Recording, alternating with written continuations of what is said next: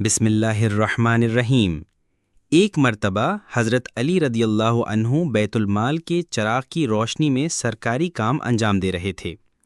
اسی دوران ایک شخص آیا اور اس نے ذاتی مسئلے پر مشورہ مانگا۔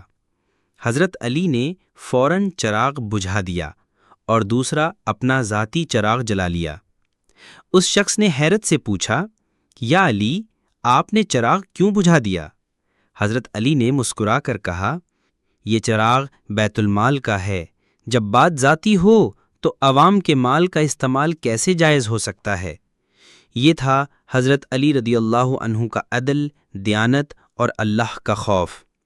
جو شخص چراغ کی روشنی میں انصاف کرے وہی دنیا و آخرت میں کامیاب ہے۔ اگر آپ کو یہ واقعہ پسند آیا ہو تو ویڈیو کو لائک کریں، شیئر کریں اور ہمارا چینل مغل اسلامی وائس سبسکرائب کرنا نہ بھولیں۔ جزاکم اللہ خیراً۔